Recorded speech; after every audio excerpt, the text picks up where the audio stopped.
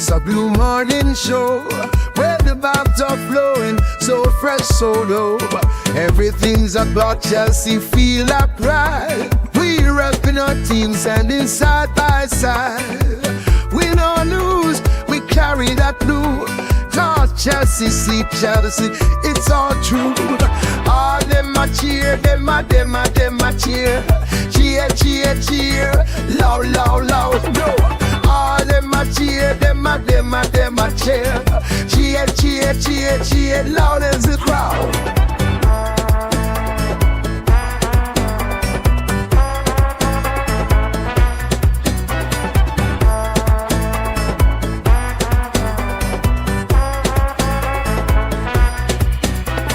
In the stands we jump and sway, feel the beat. Got that rhythm in our hearts, can't take defeat. Every match we rise, watch the game unfold. Blue blood running deep, our story told.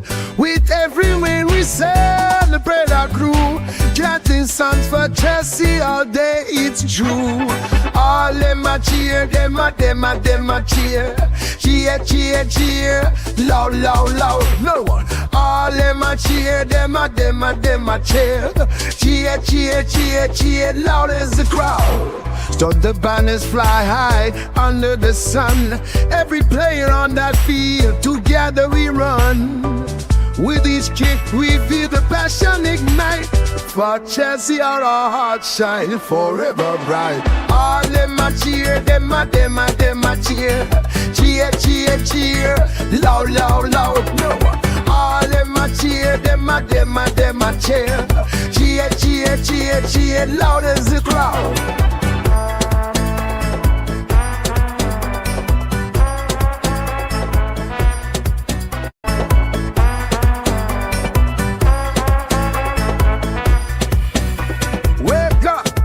It's a blue morning show where the vibes are flowing, so fresh, so dope. Everything's about Chelsea, feel like pride. We're repping our team, standing side by side. Win or lose, we carry that blue.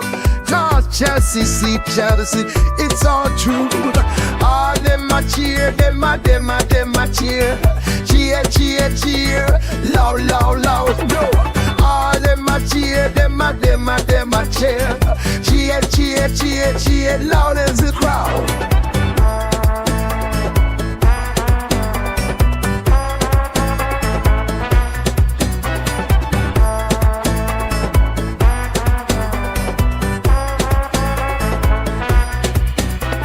In the stands we jump and sway, feel the beat. Got that rhythm in our hearts, can't take defeat. Every match we rise, watch the game unfold. Blue blood running deep, our story told. With every win we celebrate our crew. Chanting songs for Chelsea all day, it's true. All them a cheer, them a cheer. Cheer, cheer, cheer, loud, loud, loud, no one. All them a cheer, them a cheer. Cheer, cheer, cheer, cheer, loud as the crowd. Stop the banners fly high under the sun. Every player on that field, together we run. With each kick we feel the passion ignite. For Chelsea our hearts shine forever bright. All them a cheer, them a cheer. Cheer, cheer, cheer, loud, loud, loud, no one. All them a cheer, them a cheer. Cheer, cheer, cheer, cheer, loud as the crowd.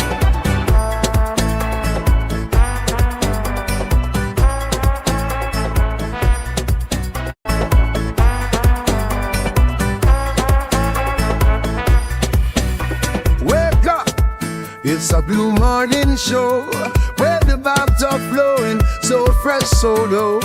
Everything's about Chelsea, feel like pride. We're repping our team, standing side by side. Win or lose, we carry that blue. Talk Chelsea, see Chelsea, it's all true. All them a cheer, them a cheer. Cheer, cheer, cheer, loud, loud, loud, no. All them a cheer, them a cheer. Cheer, cheer, cheer, cheer, loud as the crowd.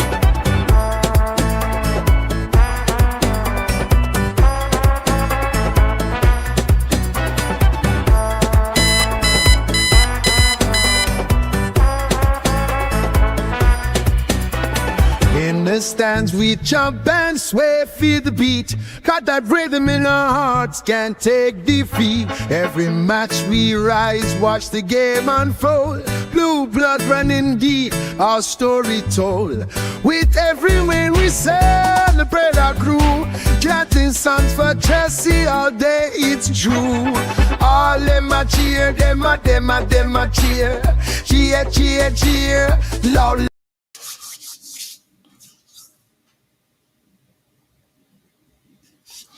Yes, good people, big up to all of you. Welcome back to Chelsea Perspective. I do hope you're all doing well, but more importantly, welcome to another edition of the Blue Morning Show. Yes, I do hope you're all doing well today. It's going to be a news slash, or maybe a mashup of news slash Chelsea live at Chelsea predictor lineup exercise where we will try to correctly or accurately predict Enzo Maresca's starting 11 for today's game against Leeds United away. It's going to be fun. Not much going on, but we will go news hunting as usual and see if we can see anything out there that's important of creating, say, aligned to with our beloved club. We'll address it as quickly as we can, get back to the lineup prediction exercise proper, get it done, and call it a day. Once again, I do hope you're all doing well. We have 9 likes and 15 people following the show already. If you haven't, please do take a second and drop a like on the show to help us garner more likes. Yes, we still do beg for likes, and that's because the more likes we garner, the more the YouTube algorithm will be triggered and be forced to push the stream to more people who'd be interested in the items we have lined up. So without wasting much of your time, let's get into it. And I think the talking point is, most likely the return of Cole Palmer. I think he definitely start this one. Maybe not finish it. You never know. He could start and finish it, but we'll see. So keep dropping the likes on the stream, people. The likes do go a long way. I appreciate you all finding the time to join the conversation once again. Let's see. In the chat, it is I and my brother Ankit, my brother from another mother from Almighty Blues. But the first item here says, "We are live." Let me read it out. So yeah, we have a huge call to make up top Liam Delap or Joao Pedro link up play, or Liam Delap power plus link up play, and also vote in the. You see the vote there. So choose who you'd rather start, Alejandro Garnacho or maybe Jamie Gittens, and hit the like button while you're at it. And my bro is in the house here. Nice to see you, my bro. As you can see, I used the command there to trigger this comment here. Please go out and sub to my bro's YouTube channel, Almighty Blues FC. Let's help him get to 20K subscribers as soon as possible. He deserves it. And thank you for stopping by to say hello, brother. Much love to you. I appreciate that. I know, yeah, you already dropped a like. 9 likes now. Let's get the likes up. And 19 people following the show on YouTube. We're getting closer and closer to 30K subscribers. So without wasting much of your time, I'm going to keep us busy by going news hunting. That way, as we get through the items we find, as we go hunting, chances are more panelists will join me here so you can get diversified opinion and not just listen to I alone waffle. First one, I think Robert Sanchez is doing so well that the club, realizes or maybe feels like it's important that they make it clear they're not, not looking to sign Mike Mayer.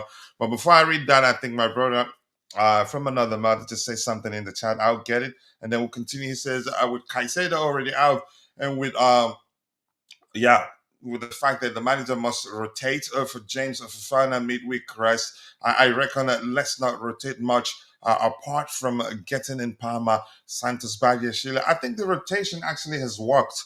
And I think this is actually the wrong time to maybe, I don't know, to plead for the manager to rotate, because he said he's happy that again, the rotation has started to work irrespective of who starts, they still do well.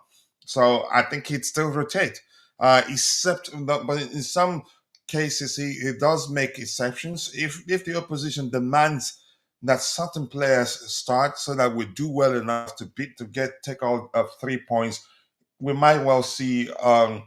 You could say he might not make too many changes, but I get where you're coming from. So let's talk about the first item we have on the screen here. But keep dropping the likes on the screen, people. The likes that do go a long way. We still have 29 people following the show. We should be doing a lot better than 9 likes. And also, if you're following the show on X or maybe Facebook, kindly do us a favor, drop a like on the video, and also do subscribe to the channel if you haven't. We will also cover the manager's comments from the manager's presser. Once we get done addressing some important news items. And I have enough panelists. If I don't see anybody, will continue as usual. I do like interacting with you. We will address comments from the manager's presser also, but that might not be at the start. That might be at the end. Because I'm not sure how much time we have. School is back.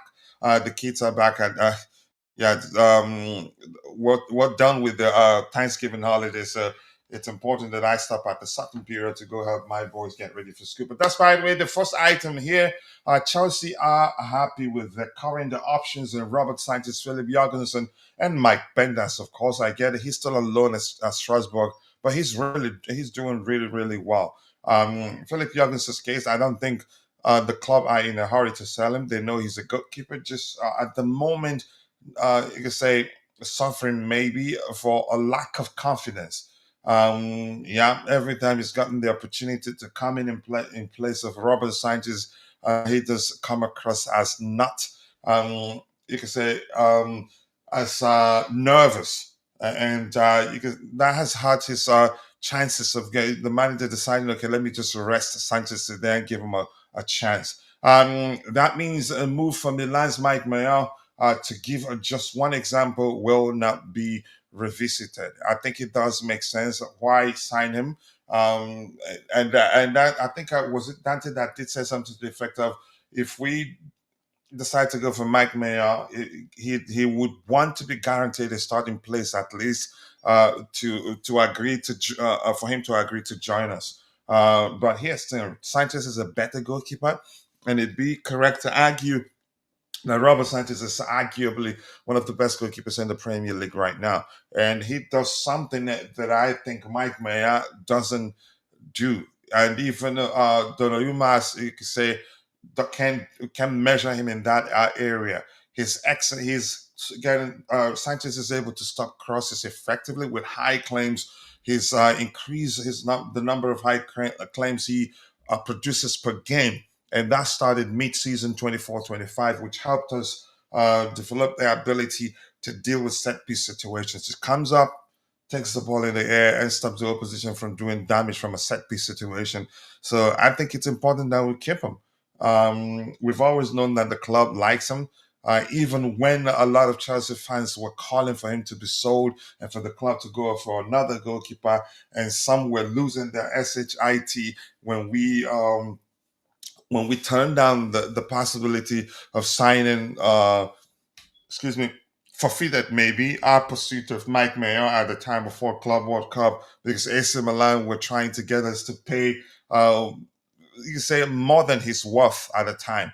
And I like what the club did, forfeiting our pursuit of Mike Mayer, who was, you could say, who's at the time wasn't out of contract at the time, but soon would be out of contract. And he did tell the AC Milan hierarchy that he would like to join Chelsea, and if he doesn't, he'd run down his contract and leave as a free agent. So why should we at the time pay how much they're asking?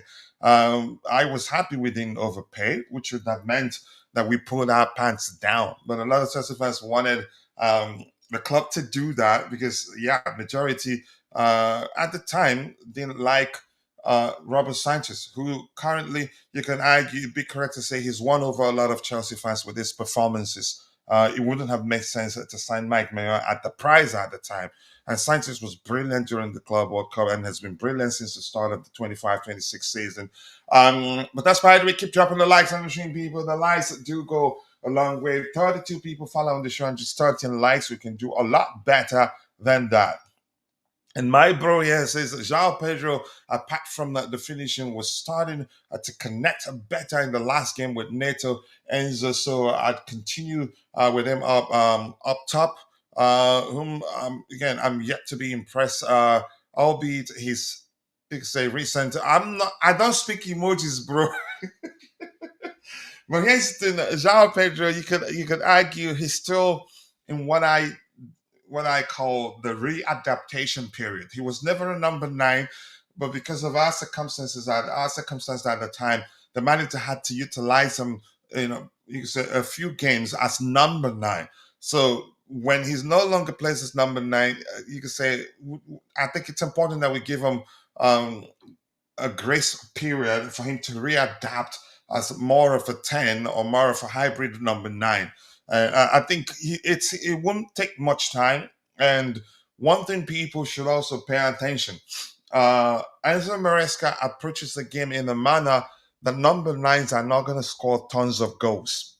They will have, if anything, again, at best, they'd have um,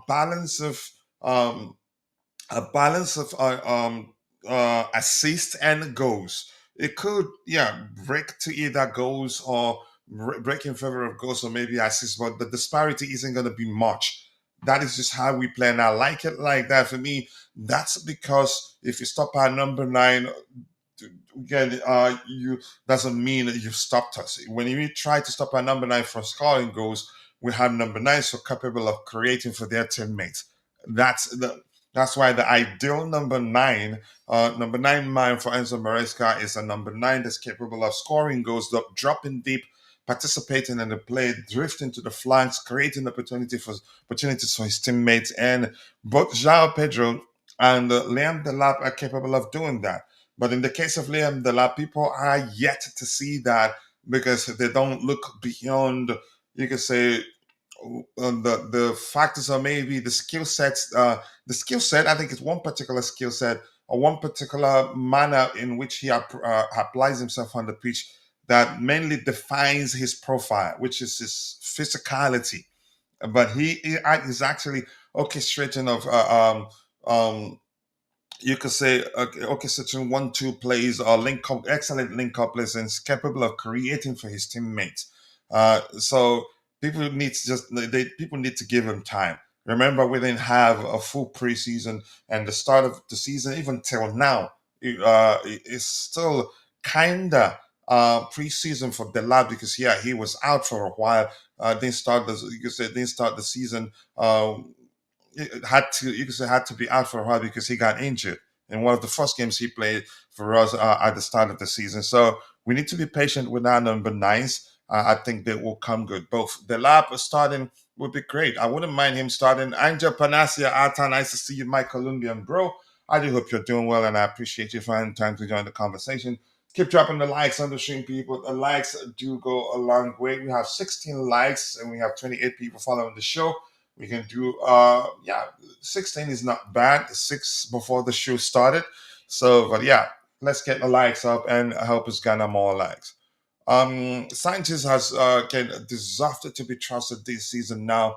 True, maybe get Pendas next season if required. I think he might come back if Pendas will most definitely come back if Philip Jorgensen pushes to leave.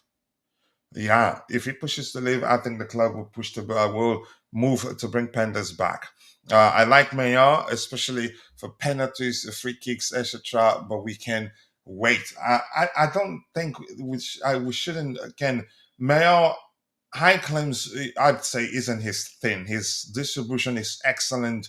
On his day, he'd say he'd produce some magical saves on his own, but in the Premier League high claims are very important. Very important. If your goalkeeper is not able to stop crosses or maybe come out, command his area, you could say collect the ball in the air and not let give the opposition a chance to do some damage in a set piece situation, then basically useless. Especially when it's about a team like us Chelsea, when opposition players, mid-table and bottom-table teams deploy such tactic, because yeah, in most cases it's unsettle our players who likes to keep the ball on the carpet mainly. The lab still needs to improve on keeping possession. His touches are very heavy at times. Work in progress for Enzo Ball, in my opinion. I am more impressed with Guy. and Joao Pedro. Mogi still, irrespective of how good you think he is, I think he's it's the on the ball application is where his main problem lies. I think I'd argue that Delap is actually more technically gifted than him. But I'd say again, that's just me assuming that that's the case, given what I know about Delap, or maybe I need to see more from Mark Gee to accurately compare both players and then draw a sensible conclusion, if that makes sense. But that's by the way. Keep dropping the likes on the stream, people. The likes do go a long way. Chelsea don't need Mayor right now. We don't need them. I'd rather and I know, and I'm still gonna let people know that Philip Jorgensen is actually a goalkeeper. He's just in a bad moment. You could say he's just been you could say lacking confidence of late. Remember how well he did in the Conference League, especially in that final against Real Betis. He was excellent, and had it not been for him, for his excellence between the sticks, chances are we could have finished the first half of that Conference League final 3 goals down. Yeah. So let's see. Morning to you too, Usman Ishak. Nice to see you. I do hope you're doing well. Excuse me. And I appreciate you finding the time to join the conversation. Big up to you too, Olua Rokemi Temidayo. Nice to see you, Kukbadu. One more center back, then we're good. I don't think we're signing center backs. We have players on loan doing well. And Selmino, I think maybe, I don't know. We had to send him out on loan to play, gather more experience, and be ready. You could say to start. He's done well, even though he's not been fully fit. He's done well at Dortmund that they're even contemplating signing him on a permanent. We have not Malang Sa, the kid that recently got a call up for from the Senegalese national team, doing well at Strasbourg. I don't think we're gonna. And Levi Kowa was so comeback. Yeah, and I don't think we're gonna look to sign any other centre backs. Well, I think it'd be probably get one of those kids out on loan. Yeah, let's go. 100 likes, we can make it happen. With the last time we achieved 100 likes in 3 consecutive days, but the last one, probably the length of the show, we had to stop earlier than usual and wasn't able to reach 100. But if you push hard enough, I think we can reach 100 likes today. Let's try and make it happen. More likes, guys. Keep dropping the likes on the video, and also do subscribe to the channel if you haven't. Good morning to you too. Ooh, always nice to see you, my bro. I do hope you're doing well, and I love saying your name. So let's see what Chelsea fans has to say under this particular report. I don't want to, but let me just do it since the report is isolated. This seemed to be problematic somewhat. And I'm not sure, but good thing. I think you're gonna get from now, even before we start the lineup prediction exercise, you're gonna get a diversified opinion because I have my bro and friend, and thanks to what he sent me, I'm not down with the code right now. And Constantine Don, big up to you, my Aussie friend. I do hope you're doing well. Thank you for joining me on the panel. Your thoughts. I'm not going to give you space because I'm not sure whether you have even 10 minutes to spend on I do. I'm good. I can't complain. Mike Maignan, the club makes it clear right now they we're no longer interested. And I'm most of all, more importantly, I'm happy that we didn't pay AC Milan. We didn't, you could say, pull it down for AC Milan. And a lot of Chelsea fans weren't happy that we didn't push through to sign him. But Robert Sanchez did prove that during the Club World Cup that it was an excellent decision. And the chances that had we signed him, we don't know. Maybe I'm just assuming that Enzo Maresca would have, you could say, could have dropped Robert Sanchez and started him.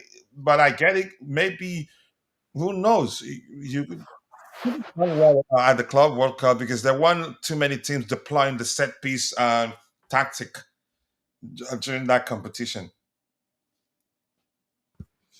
Yeah, big up, coach. Big up to you. That's good. It's good you're not sick. It's working. That's good. Big up to everyone as well. Yeah, look, I mean, it was a call they made. I think justified in the end because, like you said, Robert Sanchez, Club World Cup, and the whole pretty much this season so far has been very good. So From mid-season, even before Club World Cup, he did improve. You could yeah, the argue, last 10 games, last yeah, maybe dozen he was games, the last 10 reason why games. we didn't suffer. You could say we didn't concede from set piece situations a lot towards the end of the season. Are you there?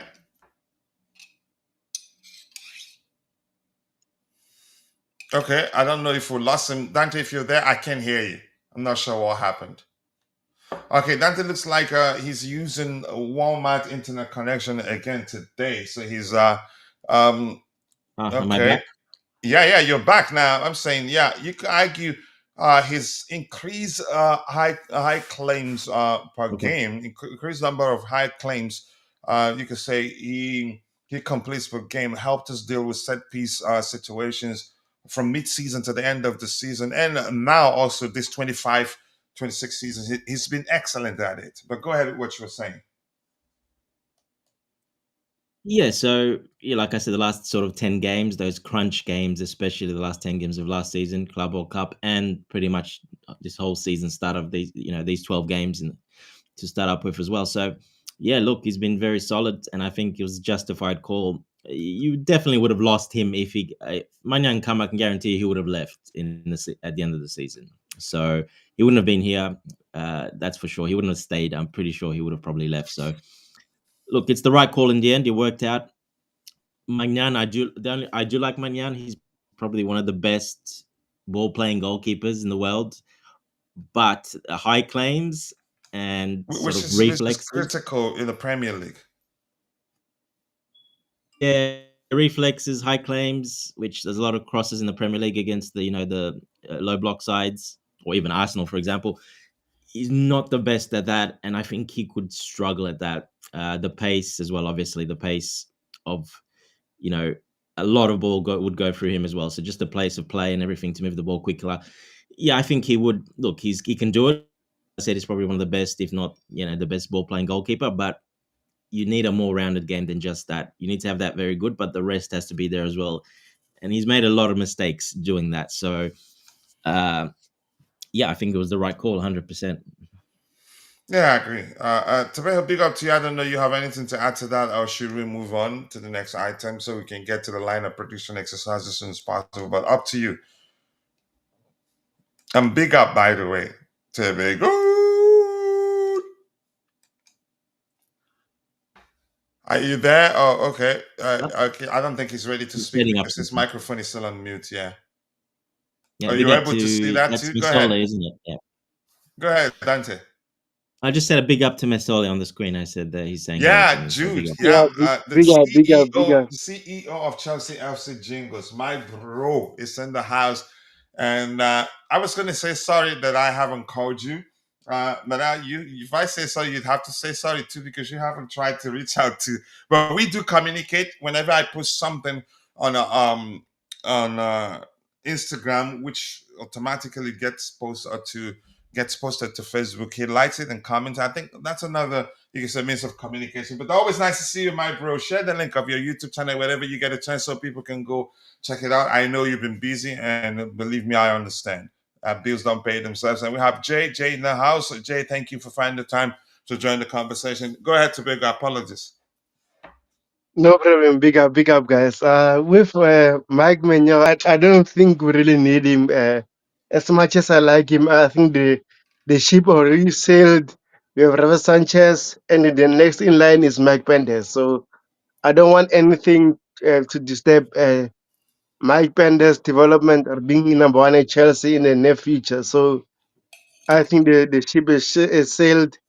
Let's move on. I'm happy with Sanchez at the moment. Hopefully, doesn't give us his Boza moment.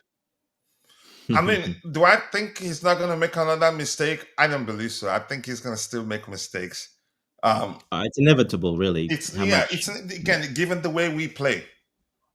Yeah. Yeah, even the best I've seen. I know you've seen one against Arsenal too. You've seen what's his name? Uh, what's the Liverpool Raya. starting goalkeeper? Oh, Allison. Yeah, Allison's that done. Allison, I remember one that it was Kelechi Iheanacho that took the ball from him and then dribbled him. I remember Ederson of Manchester City. Yeah.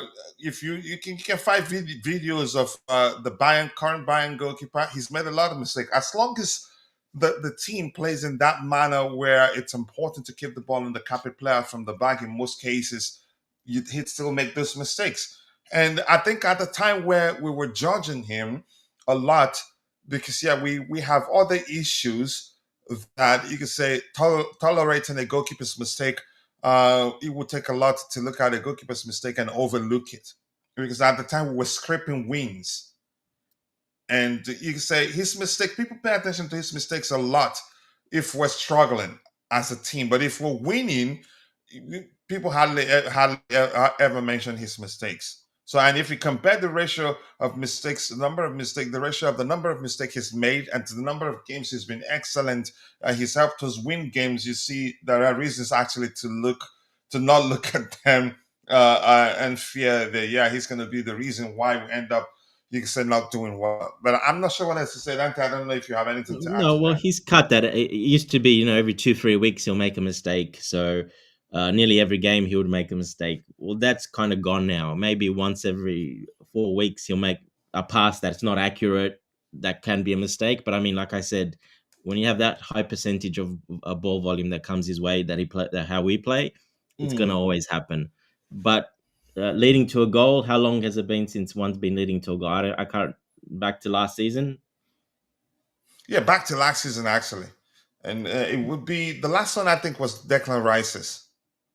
And that's like even before mid-season last season. So it's been a year, basically, nearly a full season almost, that he hasn't made a mistake leading to a goal. So yeah, I think you can, if you're going to play that way, you can that will happen once or twice a year. But the problem here before that, it was happening, 3-4 times, every 10, 15 games. So, he's cut that out completely pretty much. So he'll still, like I said, even last game against Arsenal, he put one pass that wasn't quite accurate and he went to an Arsenal player. He intercepted it, but it was far away from the goal. But I'm just saying that's going to happen. But leading to goals, those other mistakes, you can see now he's not really, if it's close, he's hitting along.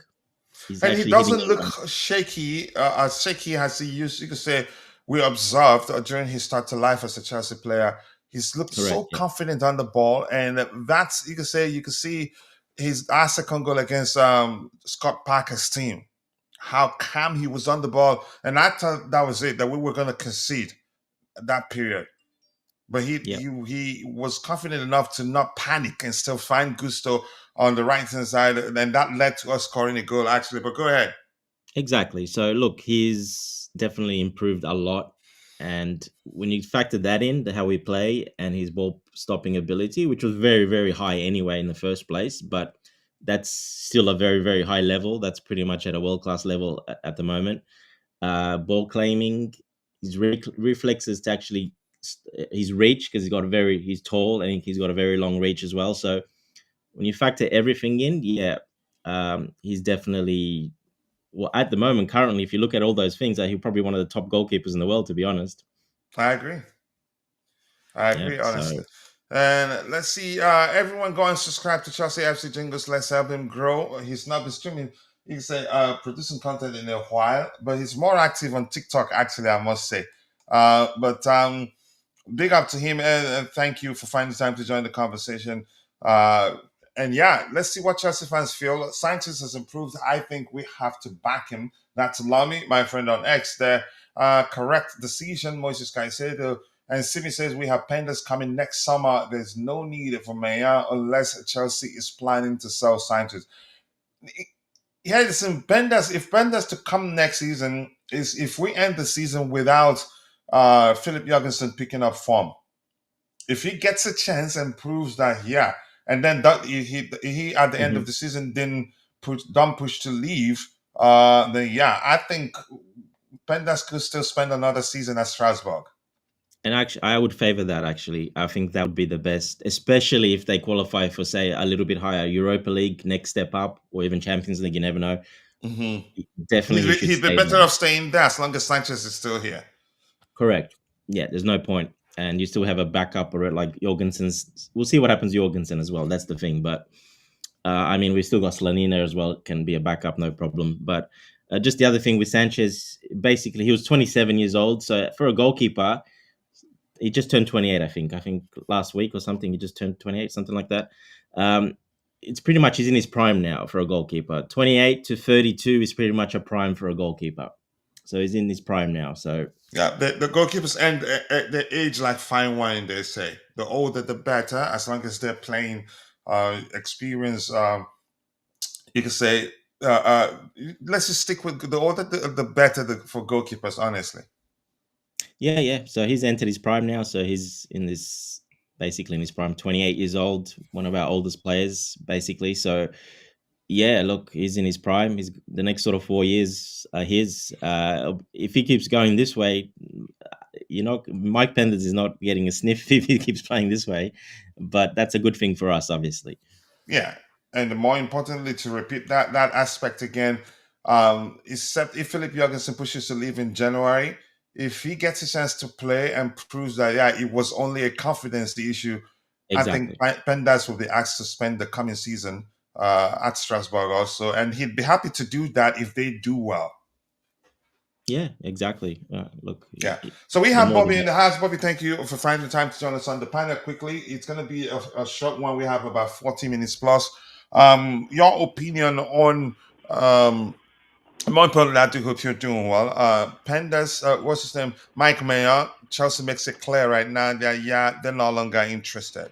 Would Yeah, you? we don't need him. We don't need him. Sanchez has proved himself. It's Mhm. time we back Sanchez. I'm not on this habitual attacking players. If a player has improved, he's improved. You move He on, has. you And back we him. were the first that started talking about that. Yeah, I mean, he looks like currently perhaps the best goalkeeper in the Premier League. So I'm on the road, so I hope I don't cut off. Yeah, he's currently the best goalkeeper in the Premier League, at least. So we don't need Maignan. I'm not onto that now. We've got Sanchez, we've got Penders to come. I'm not sure how Penders is doing. And in the meantime, as has been said, there's Slonina and there's Jorgensen, who I think a lot of his errors have been due to the fact that he's been rusty. But there are cup games to play him. I'm very interested in what's going to happen tonight, though. I think we've got to rotate. Rotation is key because we're in December, big month, back-to-back games. We need players avoiding injury at all costs.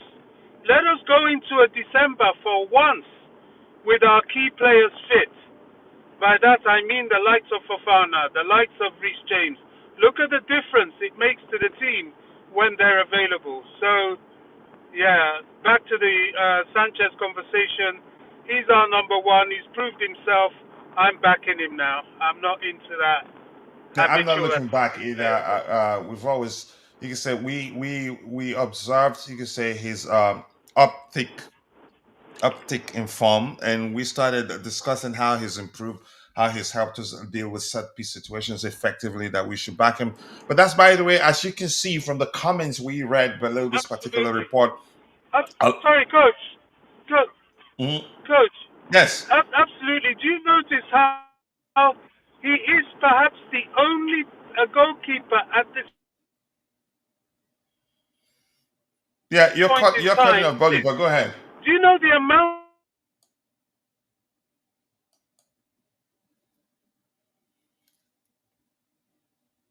We can't hear you, Bobby. of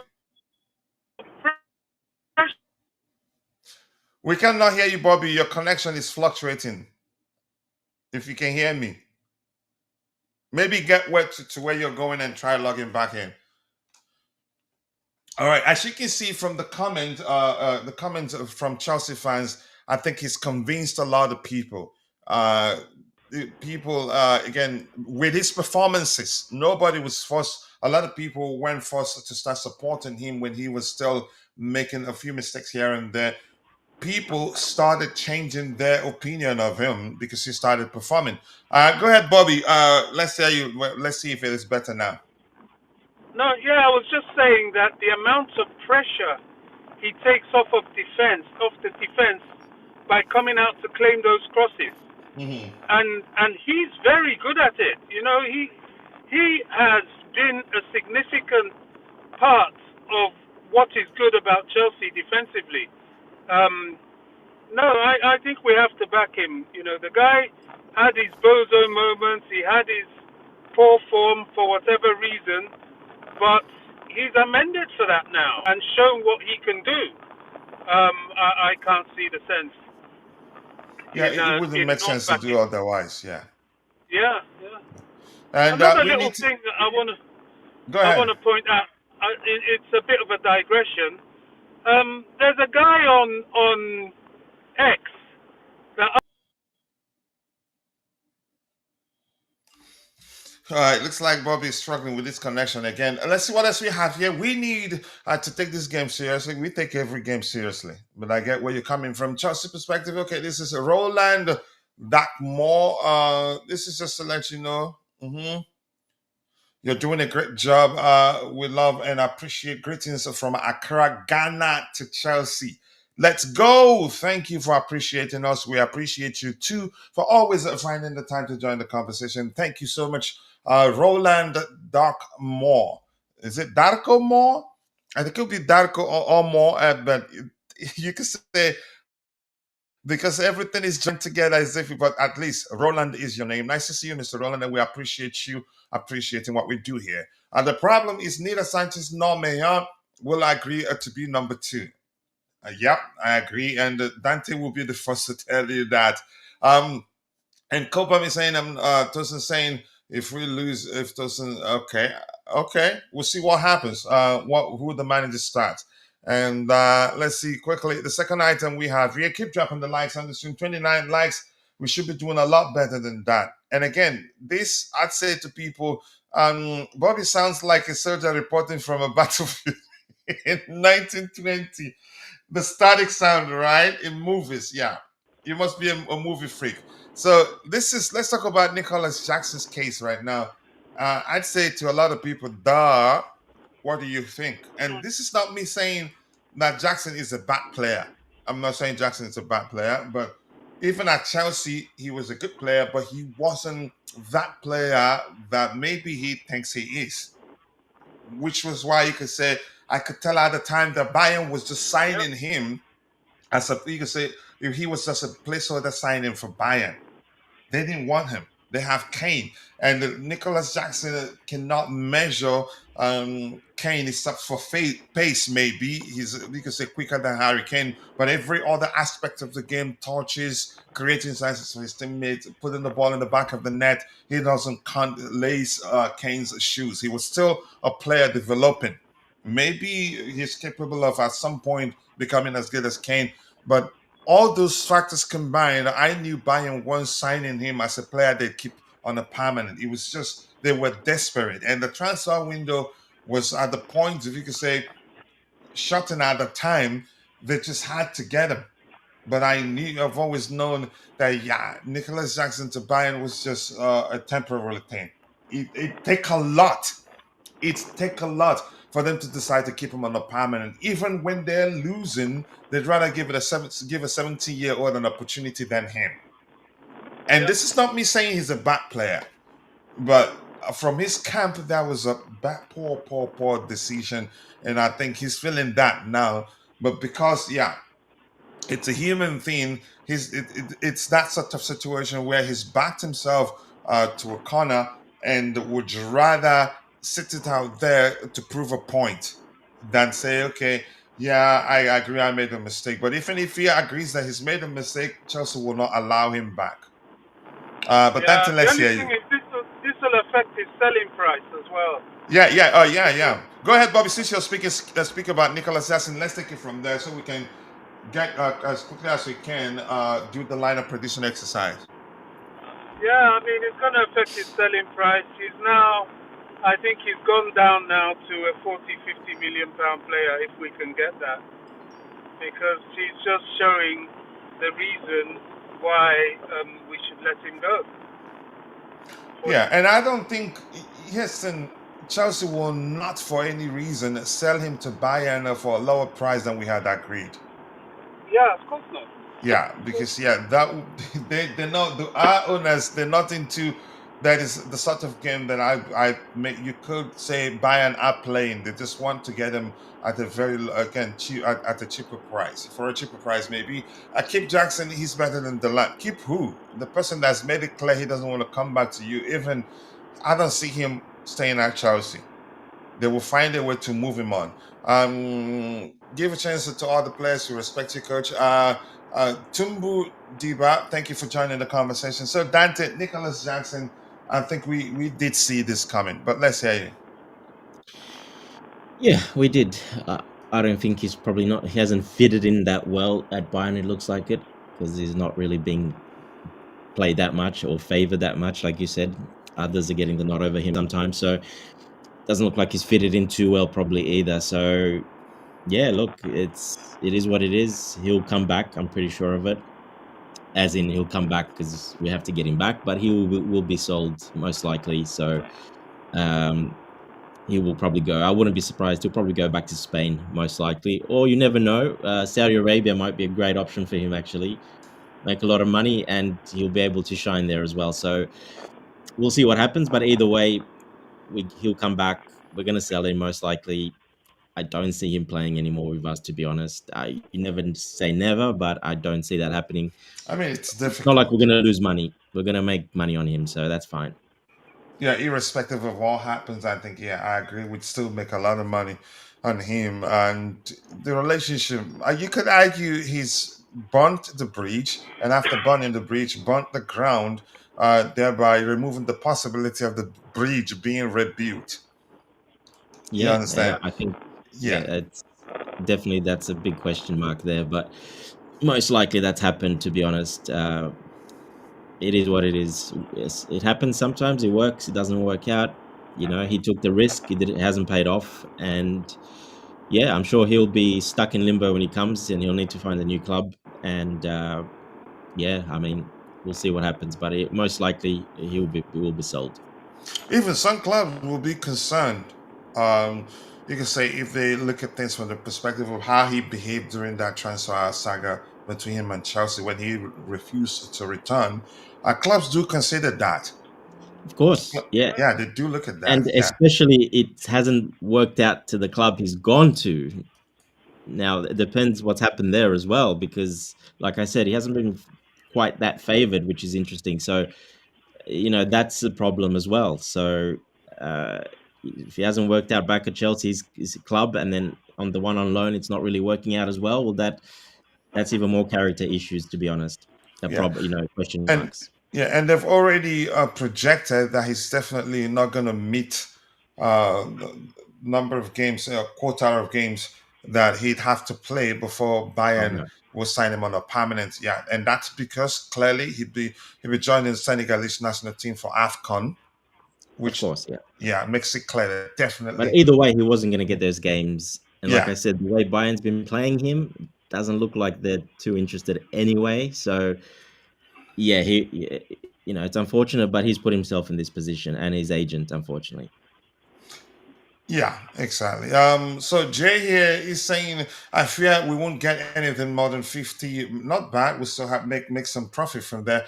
Make more than 50 million euros for Jackson due to his lack of game time. And to be honest, we should just take that and run. I don't think we do that. He's on a long-term contract. If he comes back, I think we push him to go out on loan again.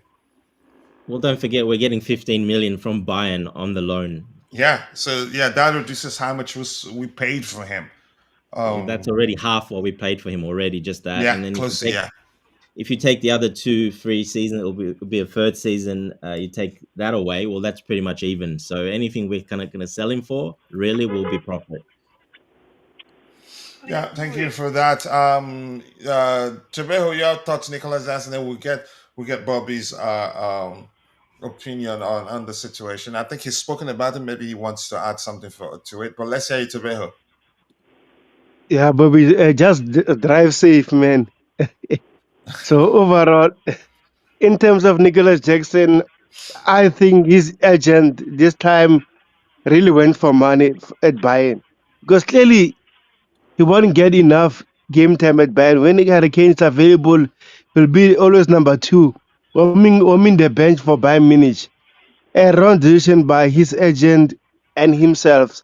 He should have chose a better team, but again, I don't care about that anymore.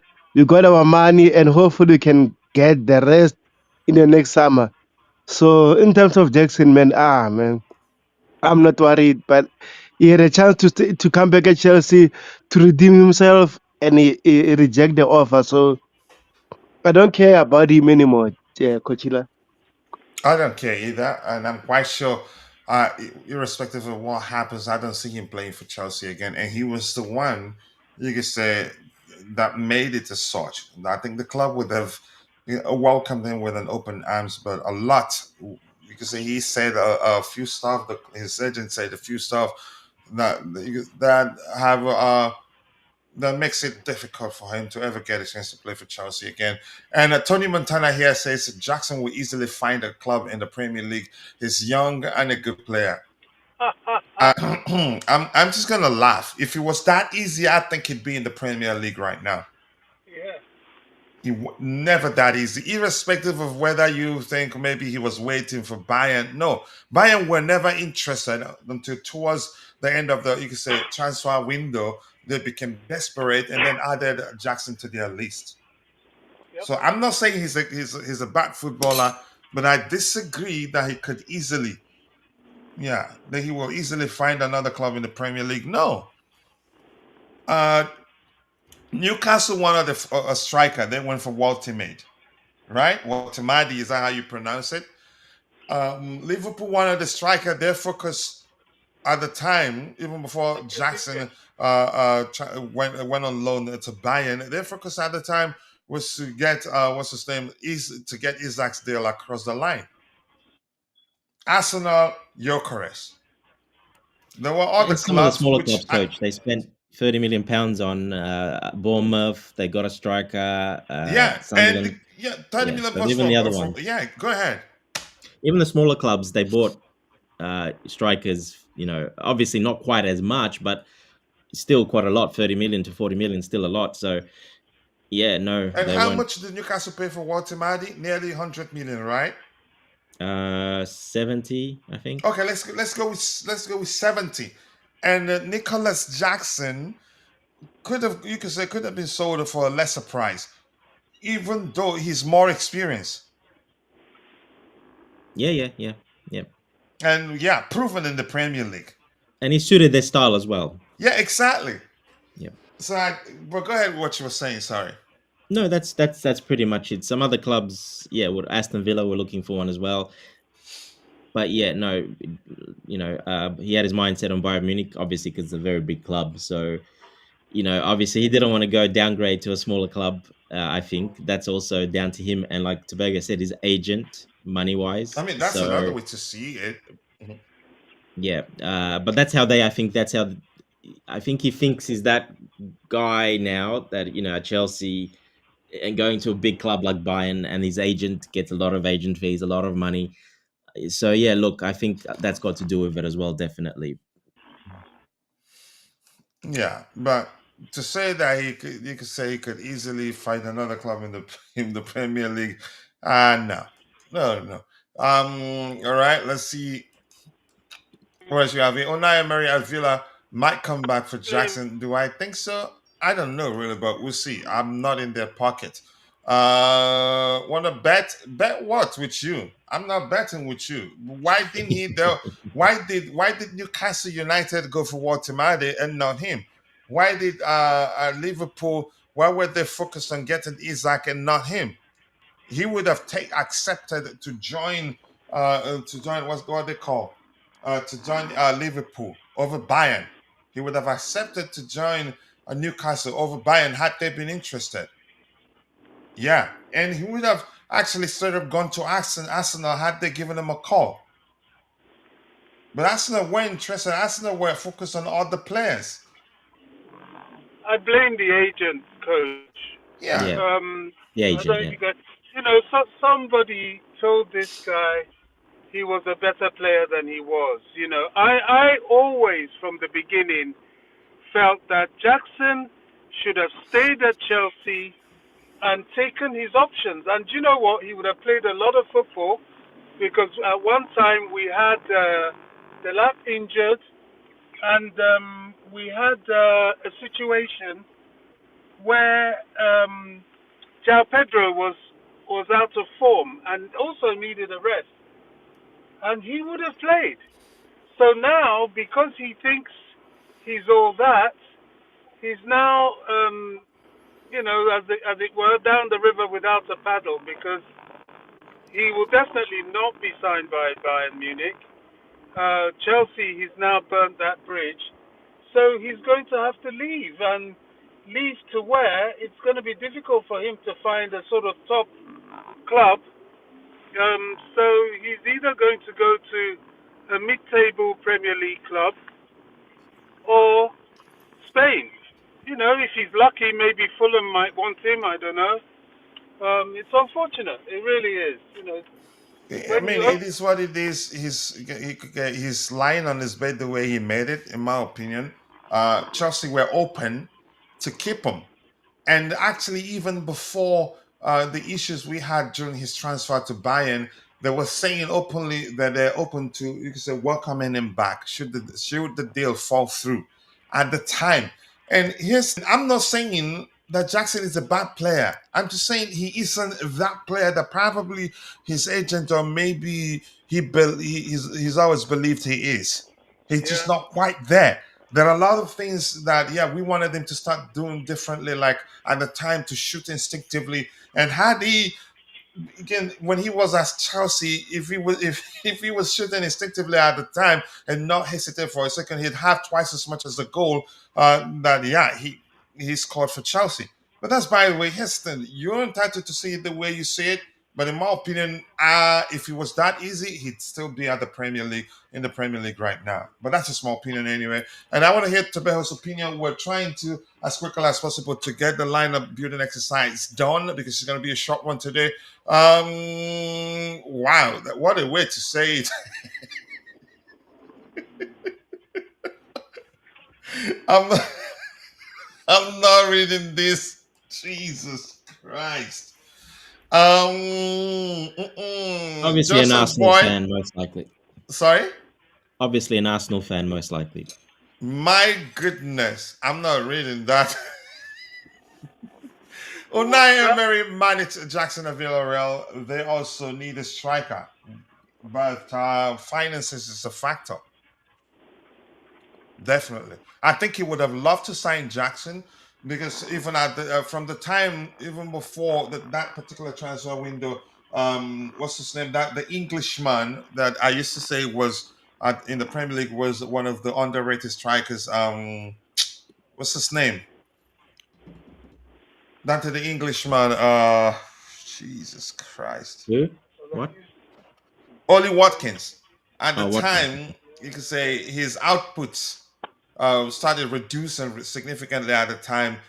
Comes off the bench in most cases. I think we thought actually they were going to come for Jackson, then we'd go for Morgan Rhodes, but it didn't happen. I think finances is a factor for them. But the strikers are so poor. They need time. They do need time because and I think we're not relying on number 9s mainly like we did when Jackson the first Enzo Maresca's first season or maybe the season under Pochettino.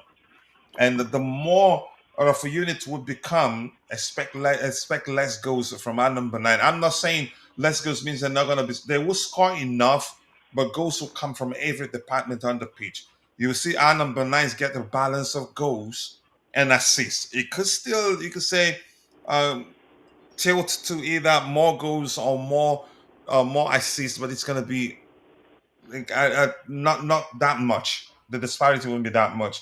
That's just with that, coach. Let me add to that. Just our strikers. Delap was out injured, so I don't count him pretty much.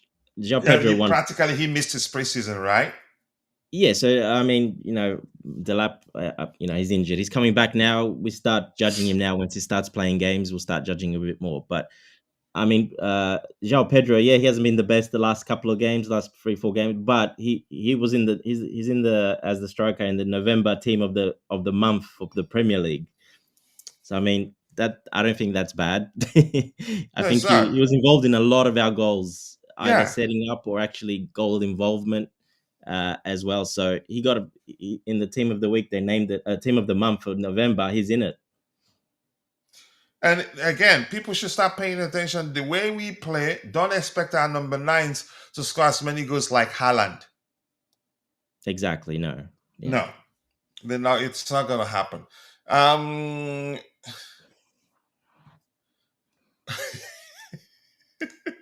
So this guy says, grow up, it's a business, not an immature game. I mean, that's another way to say it. We've always told people it's a business for all parties involved. Players will always go for what's best for them, and the club will always do what's best for their pocket, more importantly. Good. He's a family man with kids. Let's keep bets and gambling. Yeah, exactly. Please, I don't gamble at all. Even though I think if I do, I'll do well enough. But I don't want to do that. No, do not gamble. It's a huge risk, and we don't condone that here. He should learn Arabic. I think if the offer to go to Saudi Arabia comes, I think he will take it. Pedro is also hesitating a goal very often. I'm gonna pay attention. Have I? You could argue, but he does shoot instinctively most of the times, in my opinion. But maybe I need to pay attention again. Let's see what else we This is have here. what. Yeah, Yeah. go ahead. This happened last game, so this is what I mean with people sometimes not taking the rest of the season. Or they take 1 or 2 games in a row. It's happened, but before that, it didn't happen. So I mean, yes, you can say that, but it's only happened last game, and I think once in the game before. So I mean, is that a pattern? No, it's not a pattern. One game is not a pattern. So I don't know why people would say that. Let's give him time. Like I said, he was in the Premier League Team of the Month for November. Well, that means he was doing pretty well. So, yeah, I just don't like when people say that. Oh, he's hesitating. Yes, he did last game. 100% he did, but that's one game. Yeah. All right, let's see. It's not a problem. Chelsea already, yeah, we know. He's improved, but like I said, before he left Chelsea, not quite there. Not there, actually, but he's a good player. Believe me, the argument isn't whether he's a good player or not. The decision to leave is, you could say, questionable, in my opinion. He could have played a lot, especially in the absence of Delap. He could have played quite a lot, maybe to a measure where Delap will find it difficult to actually get back into the team. If you Yeah, remember, he would have been a Maresca striker. Maresca loves Jackson. Yeah, He he would have loved been the him. striker, 100%. Joao Pedro in Yeah, the 10.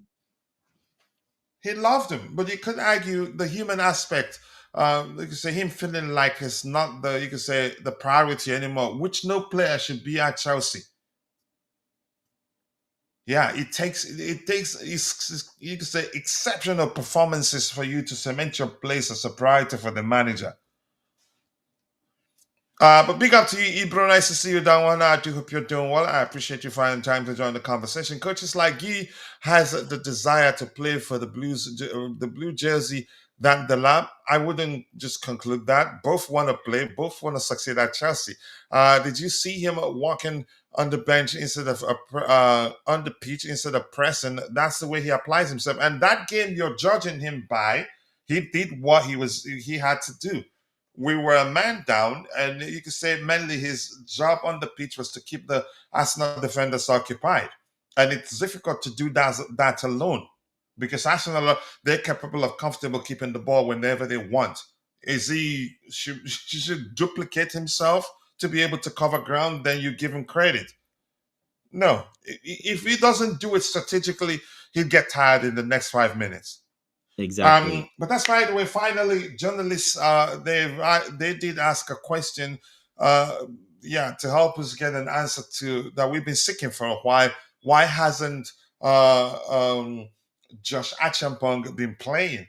So Enzo Maresca on Josh Achampong's lack of minutes, he's very good. The only thing, I mean, it's something nice for me, and it's something nice for the club is that the moment our central defenders are doing very well. Wes is doing well, Trev is doing well, Josh is doing well, and these are all the more experienced players. So this is what we need in terms of central defenders. It's just a matter of time to find the right moment when we give him minutes. I think, Dante, we did actually talk about this the other day. That probably he's not playing because, yeah, the ones that are playing are doing really well. And because he's still very young, the least inexperience of our defenders, he will still get minutes, but not as much as he'd get if we have a struggling back line. Or you could say if this was a period where our defensive pairings were struggling.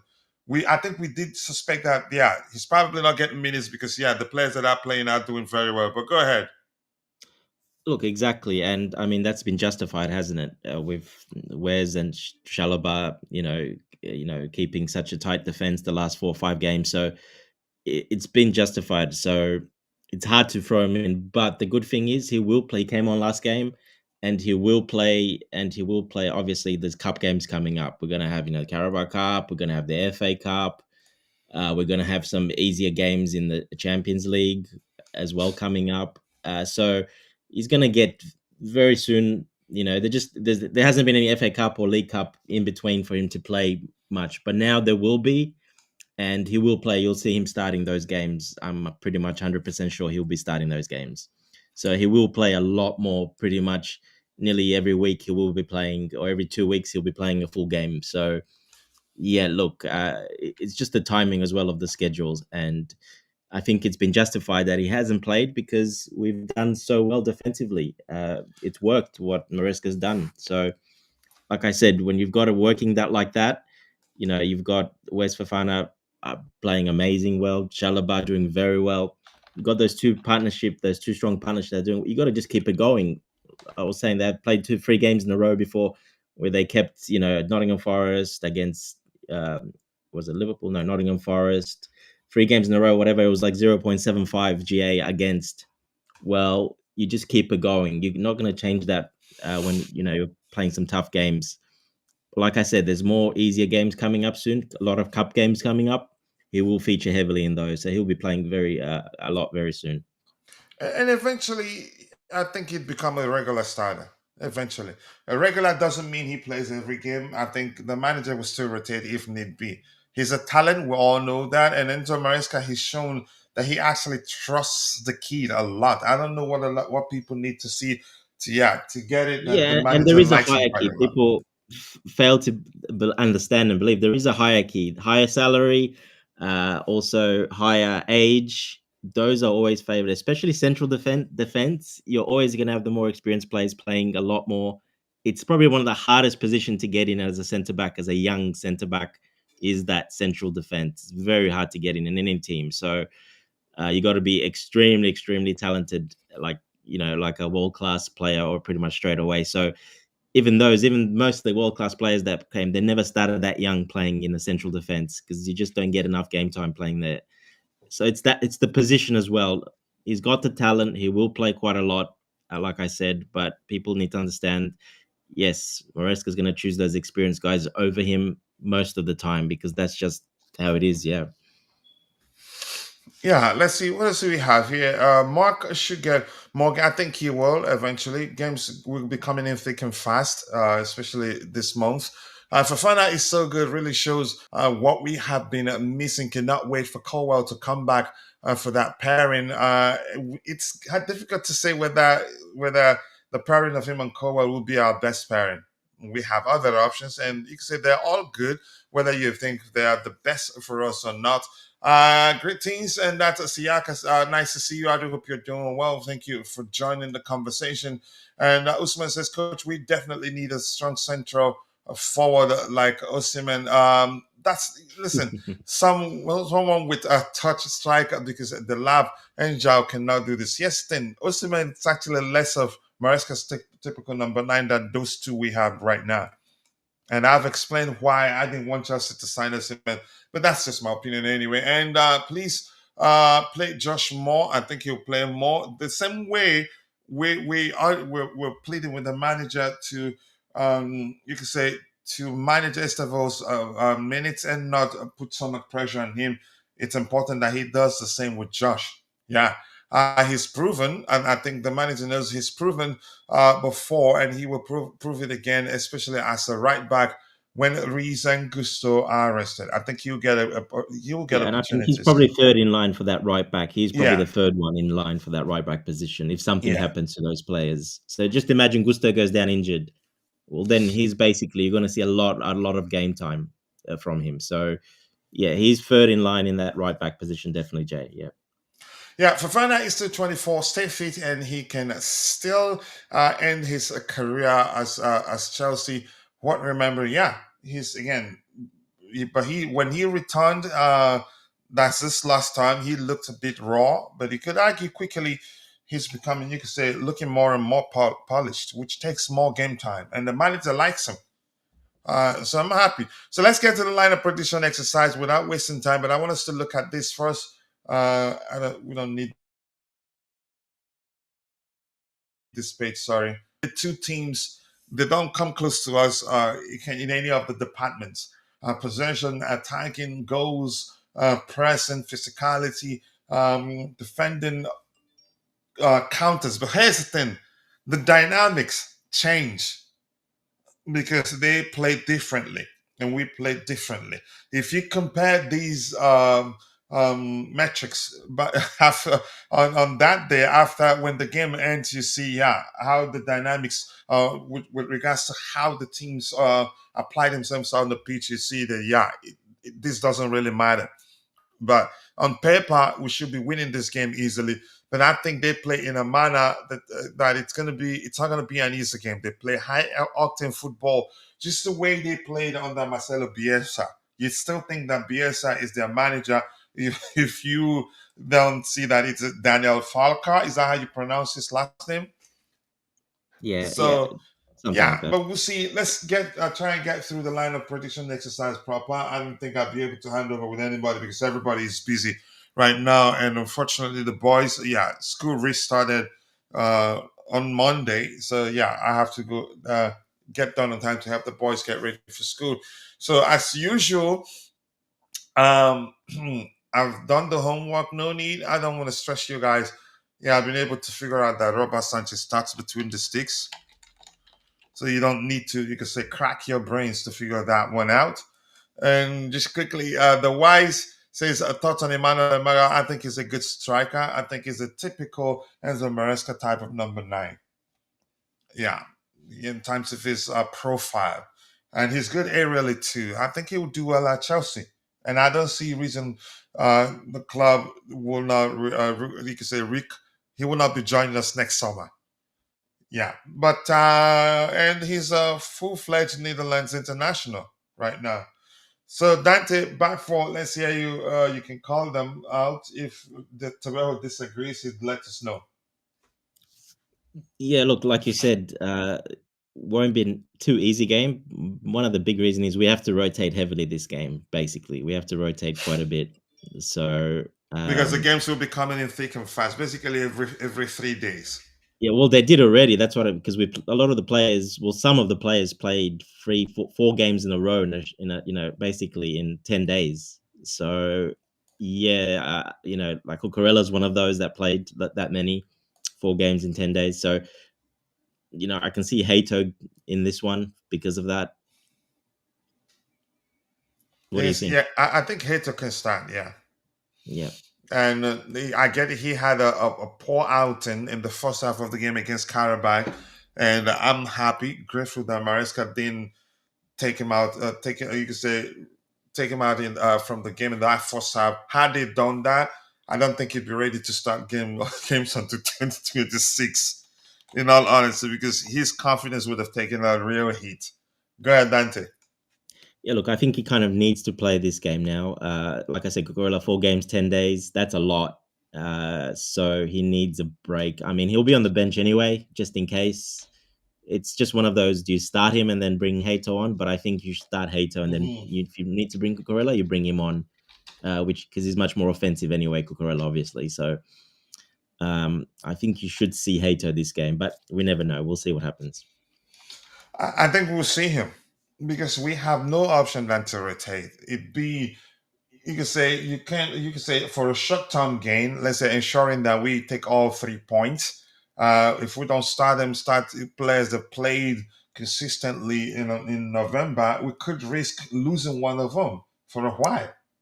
Yeah, if this was like a week in between Cucurella, but because it's the 5th game in 10 days, basically 11 days. Well, that's a big red. Cucurella will be on the red line for sports science and for the physios. He'll be, up on that red line. So it'll be a very big risk starting Cucurella again in this game in that short And time. by the way, Hato before that game, he's done well.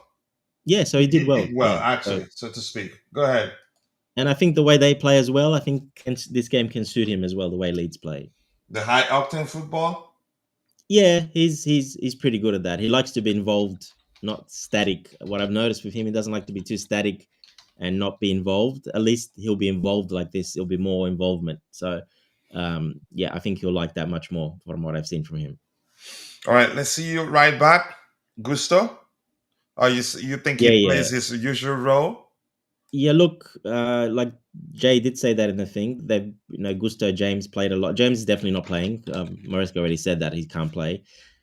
I think it'll be Gusto. There is a slight chance you might see Achapong there. Might be a slight chance you see him in this game, but most likely Gusto, yeah. Okay, 2 centre backs. Yeah, I think he'll probably change up here for this game as well. I don't think Fofana will play again because he's played with his injury. He won't play again. So I think you'll see Dario Essugo coming in for this in that left centre back role, sort of. Okay, now I think with Dario Essugo's return, I think you could argue he now has the luxury of switching up the left hand side. Yeah, yep. So right hand side, we might see Chalobah still play or Tosin. I think you might see Tosin. I think Chalobah. he needs one of Tosin and Fofana, in my opinion. One of Chalobah and Fofana. Is he going to change both centre backs? I think we might see one of them. We need one. One definitely is going to change. Yeah, I think probably Chalobah, because Fofana, you could say he's a high risk. No, yeah, it will definitely be Fofana. He'll be out most likely because of that reason. Yes. So you think it's going to be Chalobah here? I think it'll be Chalobah there. That's what I think. I think he makes sense, or maybe Josh, Tosin. But if we see Josh, then Dario Essugo is not going to get a chance. So I think this will be what we'll see there. I think this is more likely like this. Yes. Yeah, just 1 second here. Tottenham, I think, I've talked about that. I'm not saying what's going to happen to you. I don't want to even read that so the video doesn't get monetized. It's too big of a risk to leave both James and Cuckoo out when you don't have CAICEDO in front. I think with these here, with Dario Essugo, Chalobah, and Gusto, we still have stability there. We still have, you could say, continuity for lack consistency, maybe. For lack of a more, I'm not too sure which will be the most accurate to use to define what I'm trying to say there. Good morning to you too, Chelsea Ultra. I hope you're doing well, and thank you for always hyping the video, my bro. Always nice to see you. Dario Essugo and Tosin, I think that's a risky pairing. Those guys, they play high octane football. You need one player as quick as Chalobah or as Fofana. Yeah, in my opinion, they're not too mobile. If you have the two big guys, they're not. Yeah, exactly. You need to mix it up. Otherwise, you're calling for it. Maybe, I don't know. I think bringing in Dario Essugo and what's his name and Achapong will be too much of a change in that backline. Yeah. Yeah. Look, let's not forget, Neto will probably not invert. It'll be Gusto inverting into the midfield. So that solidifies that midfield a lot more that way. Okay, what do you make of Jay saying no way he will make 3 changes at the back? I don't think he would count Dario Essugo as 3 changes. The only change he'd be a bit concerned about would be Hato. Yeah, because you could argue he's not properly integrated yet. I mean, he said definitely James is not playing. I doubt Fofana will play again because of his injury record. Just came back, 5-6 games ago. Is he going to play 3 games in a row? I don't see that happening in a short period of time because of that. So Chalobah's, you got height and mobility and ball playing. Yeah, only Josh Achampong maybe, but we'll wait and see. I think you might want to keep one of those in there. Yeah. And here we have, let's see, my prediction for the lineup: Jorgensen, Chalobah, Tosin Hato, Gusto, Santos, Enzo, Parma, Gittens, Delap. We'll see. And that Kicksam Jet, I remember your name and I said I like your name, and I do. Let's see, very risky rotating keepers in a league match. I don't think he rotates the keeper. I think he's gonna keep what's his name? He's gonna keep Sanchez between the sticks. Jorgensen will get a chance again, but it will be in a cup game. Exactly. In the second half, substitution by Yashila instead of Chalobah, Bonanote instead of Palma, Guy instead of Delap, Pedro. Okay, let's see. Bonanote getting a chance again. I'm not sure when. Probably in a cup game. Chalobah has to start. Might be too much for. Yeah, I think we did agree. Fitness is early into his comeback. I mean, you could say it looks like it does look like he's back for good. And I'm thank goodness we've been patient with him. At And sometimes he just the other does, thing, coach, yeah, you wouldn't put both. The only thing Achapong, because you're not going to have your 2 right. If Gusto, gets injured, well, then you have no right back on the bench. So if Achampong's on the bench, he can come in for Gusto in that right back position, or you know what I mean. So if he starts, well, then you got no option then. yeah, and given Leeds, you could say high octane football, and you could say probably we will face persistent pressure from them at some point in the game. We need experience because if Hato at 19, he's still 19, right? Yep. If you start Hato and start Achampong as one of the centre backs, the experience of our backline reduces significantly. And we're talking about a game where we're not going to have Caicedo. Well, look, this is only 2 changes in the back line, basically. It's not Yeah, 3 I'm changes. saying, but again, I'm saying if we bring in Achampong and remove one of either Badia Shila or Chalova, that reduces the experience of our backline significantly, and that's a huge issue. You need experienced heads to be able to And deal with. Again, at some point, we're gonna face persistent pressure from Leeds, given the way they play. and you have no option then for that right back role to come off the bench at all. Exactly. Yeah. So Reese might not be on the bench at all, but some of the other players that make way will still be on the bench. This match will be very important for me. Let's say with so many changes, if we can get 3 points, that's a statement because only Arsenal are capable of that at the moment. I will have my eyes on the pitch on this match. Let's see. Yeah. Your score predictions? Not right now. I haven't done that. I've done that. Big up to you too. So Dante 266 Gustosi, I think Andrey Santos, right? Yeah, look, I think he's proven himself the last couple of games he's played. Yeah, he has to probably start there because of that. And Maresca did say something that suggests we could see Josh Achampong there. Yeah. It's like a I said, the only possibility. reason I don't see both Gusto and Achapong on the field because it leaves you short after that. You can't bring anyone in. You'd have to sacrifice one player somewhere. Yeah, well, you can't bring off Gusto. I don't think he can do 90 minutes because again, he's one of those players that played quite a bit, and he runs a lot. I can see he can probably start, no problem, because he missed one of the games, but then you're leaving yourself short. Who can you bring on for Gusto? And there is no one you can bring on for Gusto after that. Yeah. So 10, Kopama. Tabelo, you can always come in if you disagree on any points here. Yeah, he's very quiet. You Yeah. must agree. Yeah, for me personally, I think both Tosin and Barishile will start this one. Leeds a threat aerially. Tosin Tabelo. and Badia Shile, that's 2 changes.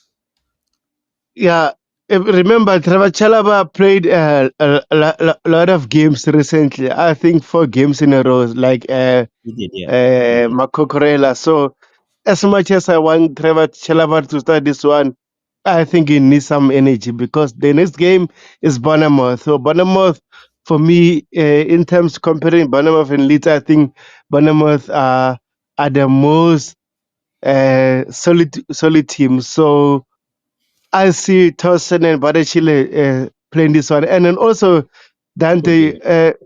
Yeah, I remember Leeds second half against Manchester Go ahead, City. Tobias, just They 1 second. play 1 second. Go ahead. okay. Leeds against Manchester City in the second half. They played 3-5-2, and then they were crossing a lot of balls and Mecca, a Mecca or a Mecca, something like that, and the other striker, former Everton striker, they were a threat to Manchester City. So they could do that as well as, against Chelsea. Play three at the back. We'll never know. Even though Enzo Maresca said he watched over 200 matches of Daniel Farker, and he didn't play three at the back until the Manchester City game. So might be possible. I don't know. Mhm. So he's got in Mecca. You mean the guy, the striker? He's a big guy. Yeah, he's a big, tall guy. Yeah. Yes, a big guy. Yep. So let's see. What else do we have here? Big up, Shanks. You see how I showed you that I don't like you? I skipped your comment. Had to come back to read it once again.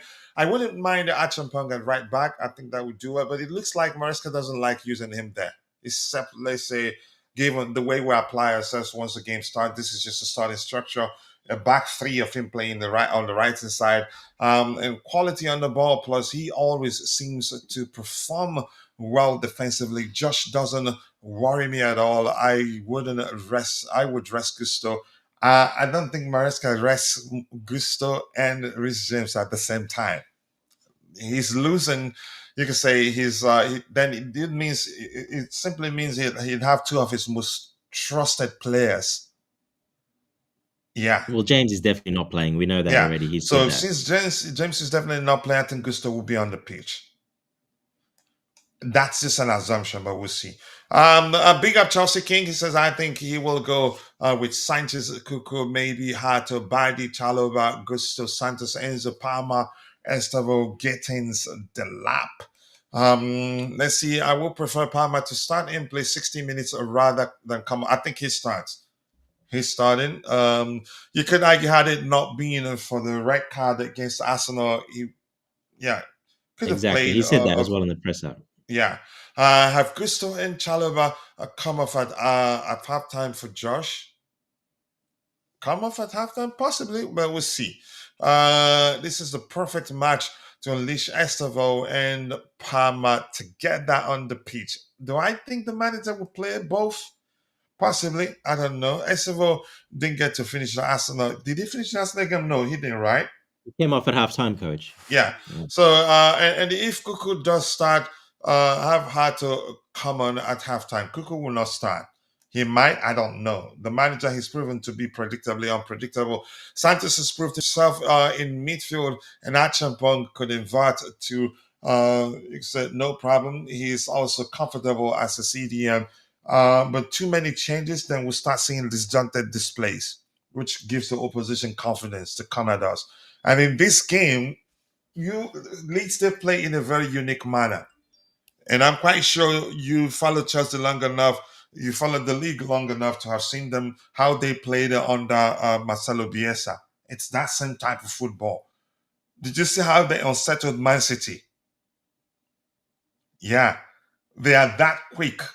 So we need experience head. I'm not sure how best the manager can approach the game to stop them from doing some doubt. You can say even scoring against us. I don't agree with that back line, coach. Okay, elaborate. Tell us why you don't agree. So Dante, let's continue. Right wing, what happens? We might see. Go ahead, Dante. Yeah. I think Esteval will play this game. Because probably he didn't finish the other one. And this Well, he is only had where he'd 45 have minutes. space to do a lot of damages, you think? Yeah, he only had 45 minutes, and Neto definitely needs a rest in this game. He's one of those that played 4 games. He's definitely not playing this game. I don't see him playing this game. So he thinks Garnacho starts? Yeah, I think Garnacho could be Gittens as well, but I think most likely Garnacho.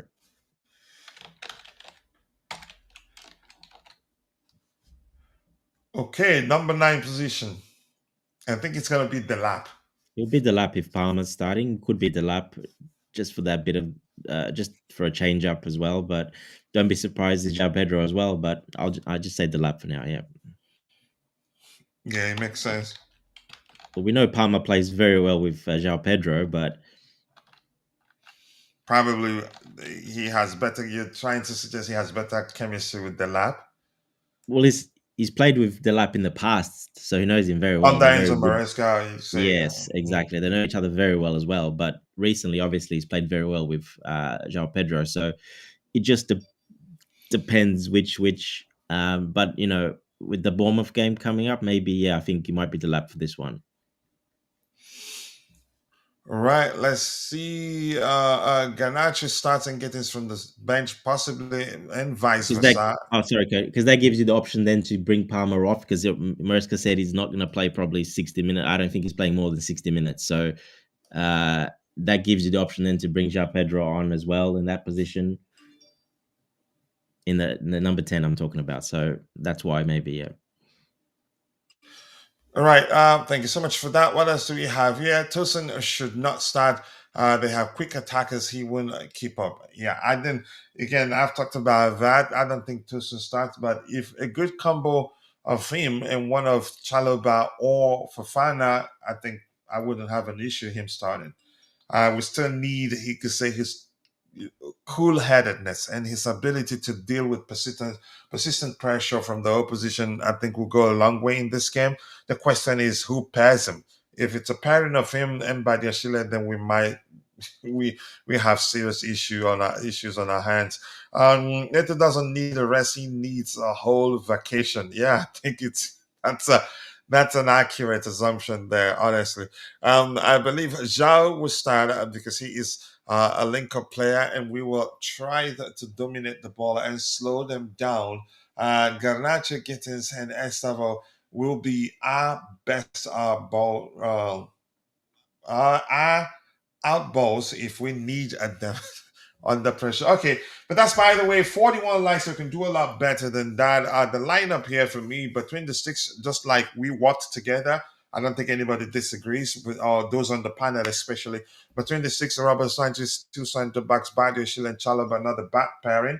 Badiashile with his vision and ball playing ability, Chalobah with his mobility, and you can say more of a traditional defender than Badiashile. So that's a good balance. Gusto, an important piece of how the manager likes to approach the game, to invert, pop up in areas, complete the triangles, help us maintain numerical advantage over the opposition at any given time. Two sixes, Enzo Fernandez with Andrey Santos, with Santos operating mainly as a traditional six, or you could say as a protector for our defensive line. Enzo Fernandez, more of, you could say, hybrid of 10 and deep line playmaker, but probably And one he of the kind of two needs a tens. rest too, coach, but I don't know if I think he might, but I think he starts this game. There's no Probably. one. I mean, who are you going to bring in? It's only a Sujo, really, to Yeah, play. and he's unique.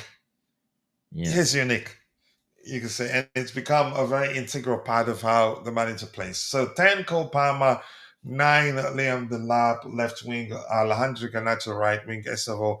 Well, I think this is a good lineup. Not, you can say, not too many changes. Because the only change of concern is the inclusion of Hato. It's not properly integrated yet. If you want to see things from the perspective of, you could say, the measure of chemistry he has with teammates, you could argue, yeah, he's the odd man there. Let's see, 3-1 Chelsea. I will be truly impressed if we manage to keep a clean sheet against them. Usually this sort of teams, I think I expect us to concede. I'd be shocked if we don't, but we've kept, how many? 4 clean sheets or so in 5 games, 3 consecutive clean sheets. Correct me if I'm misquoting anything there, Dante. Yeah, before the Arsenal game, yeah, we did. Yeah. Okay. So that has changed. So we'll start counting again. Yes. So, Tabera, anything else you want to say? Go ahead. No, I'm all good, coach. But you said you all agree in terms of this lineup. I don't agree. I don't agree with Trevor Chalobah starting this game. But again, let's see what will happen tonight. I think he needs some rest as well. Yeah, Tabejo, anything else you guys want us to talk about? I don't think anything new emerged. No, I'm all good. Okay, Dante, how about you? No. Anything else? Oh, good coach. No, like I kind of heard what you were saying before, but not really because Mhm. Vega was speaking at the same time. So, no, I think we're good. I think we've covered it all pretty much. Yeah, I think we have, and nothing new has emerged, and we've covered pretty much everything in terms of we've got pretty much everything in terms of yeah, news hunting. Not too much. I think if anything, things that are still left out there just uh comments from the manager's press. And let's see if we can breeze through a few here and call it a day. So no Shatterburn and nothing. Look, I think we as panelists also were experienced enough that we realized from time that he actually say the at the time before we discussed him, he hadn't offered much. He said for beautiful ball control, excellent one touch, and all that. But we discussed his situation at length and talked about how yeah he's looked good in the eye on the eyes and how what's the correct way to phrase it again. But numbers show he's not been that productive, and If we're we up need. 3-0, he'll probably come on for Palmer. If it's close, you'll Mm. probably see Joao Pedro coming on. Simple as that. Yeah. Yeah, And Shanks is saying, no sentimental comment. It's damaging for the team to keep injury prone players around. Example, Lavia and Badia Shile replacements are needed in January. It's not that simple.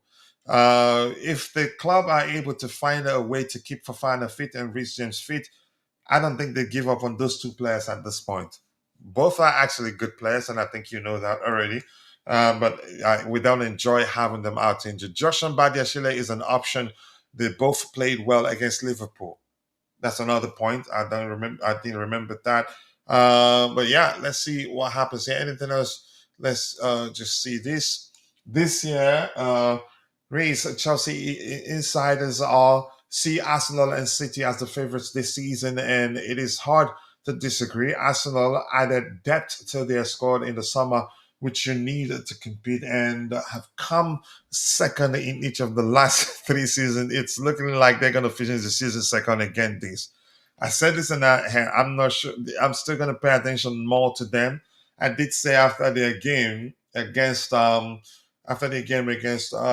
Sunderland that they're actually not all that as good as they are. Really, Daniel Farker used style he started to cook Arsenal here with 10 men against Arsenal. I wouldn't say Chelsea were the worst side. Okay, that's Vince's opinion right there. Nothing else here. Okay, Leeds midfielder Jack Bijol on Chelsea. They are a really good young team that are just getting better as time passes. When they are on their top level, they can beat literally everyone. Strasbourg has suspended Emmanuel Emera for the League One. What? Have suspended Emmanuel Emera for the League One match against Toulouse on Sunday. This decision was taken following the players' recent failure to respect the club's values, expectations, and rules. What's Proper that about Chelsea. Vega? Do you know? Proper Chelsea, irrespective of what it was that he did. No, I have no idea. But that's proper Chelsea indeed, of course. I'm not sure what he did either. Did you? Do you know? No, well, we don't know. I mean, it sounds something a bit serious, but sometimes they say that, and it's just he was late to training or something like that. So who knows? Wow. Arsenal, who they playing? Are they playing Bournemouth? Bournemouth, I think. Okay. I'm not sure how that one is going to pan out. But you're correct. Something you say I've realized earlier, he only does well against defenders he can bully. Of course, yeah. Yeah. That's why it was so effective in Portugal. Yeah. Yeah. So let's see what else we have here. Being a good player and barely ever available is crazy. It's not even get rid is not easy. First of all, I think you cannot sell an injured player, and I think when a player you can say is injured. If clubs see a player as an prone player, they're not gonna pay you to take him. So, and we're lucky that these players are still young, and chances are that they will at some point overcome the injuries that have plagued them. Fofana looks like, we found the solution to his case. Reece James to his case, and the signs that we're pretty good at finding a solution to the injuries that have plagued these players, and find a way to keep them fit. Wouldn't you say, Dante? Yeah, look, I think he's talking about Buddy Shield mostly. He injured, but like the more short term injuries he had, he hasn't been out too long, never. So I'm not sure if he's an injured wriggle player because of that. So yeah, look, we'll see what happens in the summer. One of them might. Well, we know Disasi is going to go. Most likely, he's probably gone. We'll see what happens when Anselmino comes back. The one from Strasbourg, Sarr, comes in as well. One of them would have to then go out again, and that'll see who does well. And that's also if we do sign another one, we don't know yet. I think but most likely Sarr. yeah. Look, Sarr, Anselmino depends. To me, probably actually more Anselmino than Sarr, just because he hasn't played much and he has been injured a lot. So that's the only reason why. So we'll see, but you never know. He's doing very well at the moment. You remember Sarr most likely to be part of AFCON, right? So he will be AFCON, yes. So that will give him more exposure, and the club will like that. Yeah. So there will be needed decisions made. But is Badiashile, would Maresca see Badiashile better than Sarr and Anselmino? Hard to say, but at the moment I would say probably he does. Here's the thing: more experience, you could say, a better passer of the ball than both, in my opinion. Maybe I need to see Anselmino more. No, they're good. They're all three are very good at passing. But then I give it. I think you could say in this order: it is Badiashile, maybe Sarr, then Anselmino, but Badiashile definitely at the top. Honestly, for now, yes. In terms of passing range, but one thing that I think certainly Anselmino has over Badiashile is his tackling ability, his timing and everything. He can go to ground, put in a slide tackle, and stop opposing player. Badiashile hardly ever orchestrated a slide tackle. One more thing, he's grown tall, very tall, like Badiashile now. He's gone. Yeah, I heard people talk about how quickly he's grown. Yeah. More. Don't so you think when maybe he came, he was case might be that you could say he's lost a little bit of meat and that looks more lanky than usual? No, he's grown. He was 186. And it's perceived as taller than he was. He was 186 centimeters when he joined. Now he's 192 on loan. So he's added nearly 10. Yeah, so he's added plenty. So if you saw the picture with him and Vega when they were shaking hands after the game, he's taller than Vega. And I used to think that Vega is tall. Yeah, so he's really grown quite a bit. I think Anselmino does have a future at Chelsea. Well, yeah, I think he does. Why, coach? Because he's a ball playing centre back, left foot and right foot. Now that's very. He's quick too. Yeah, I think he's a little bit slowing down because of the height. He got a bit taller, but he's still pretty quick. So I think that's the one advantage he has. He can play right centre back, left centre back. Left centre back, right centre back, left centre back. He's very versatile in that sense because he's got both feet. And yeah, I think he'll probably. I think he could emerge very.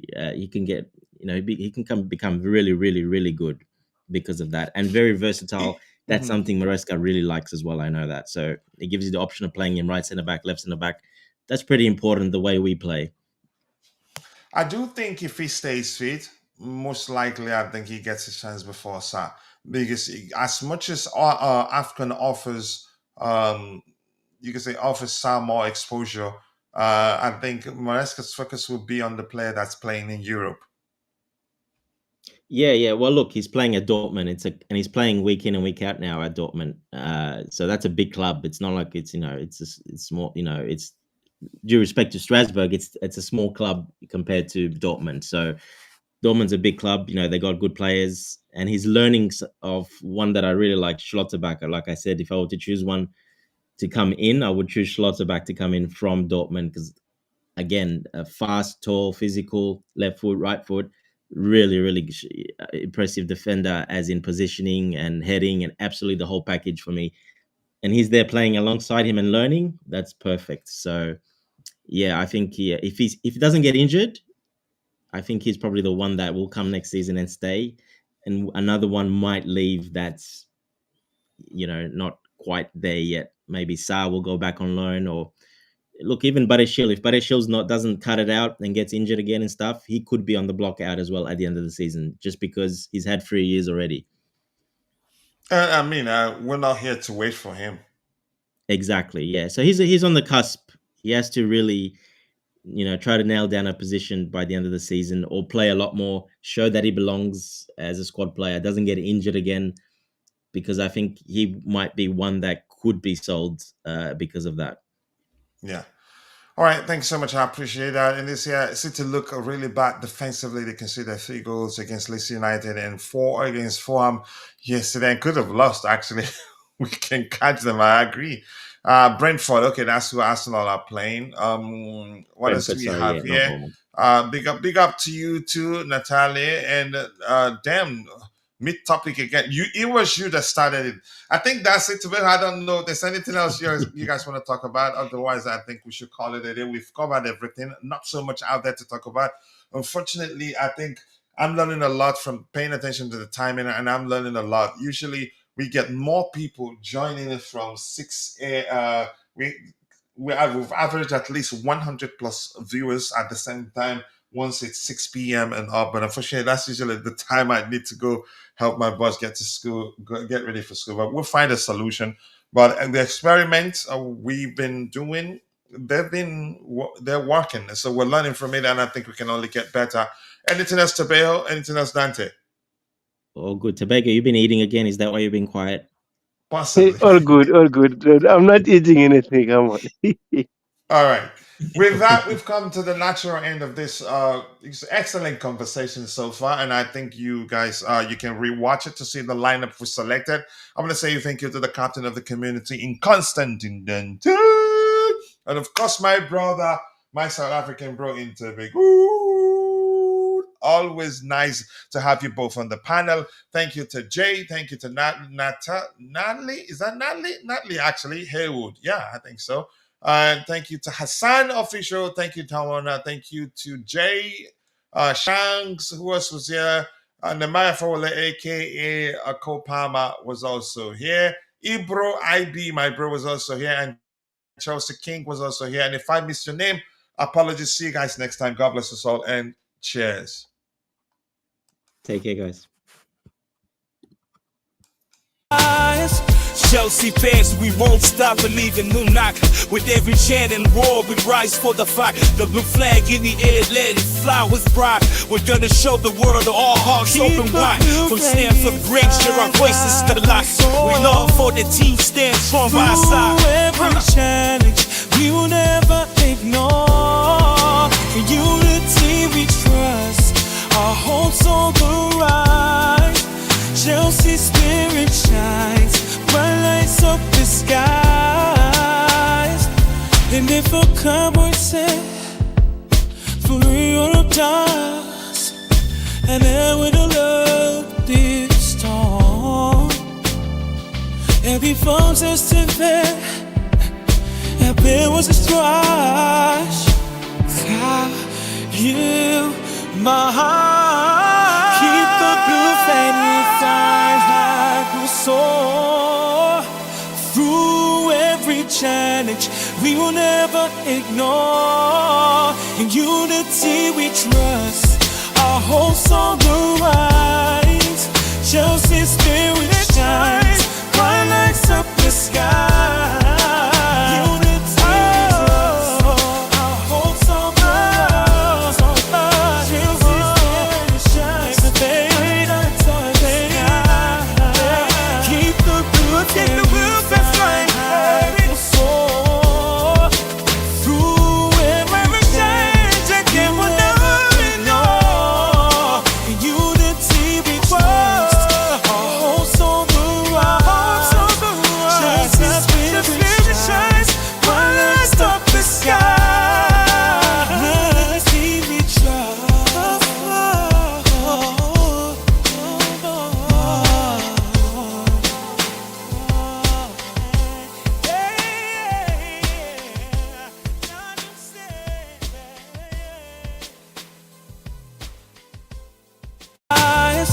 Chelsea fans, we won't stop believing. New knock with every chant and roar, we rise for the fight. The blue flag in the air, let it fly with pride. We're gonna show the world that all hearts open wide. From Stamford Bridge to our voices to the light. We love for the team stand strong by our side.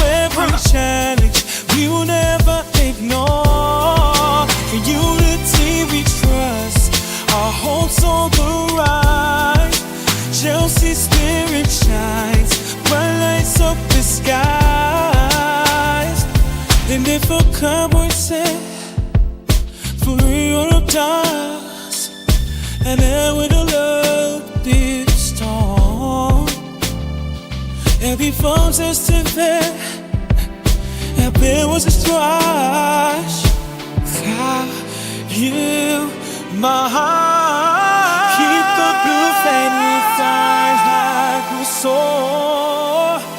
Through every challenge, we will never ignore. In unity we trust, our hopes on the rise. Chelsea spirit shines, bright lights up the sky.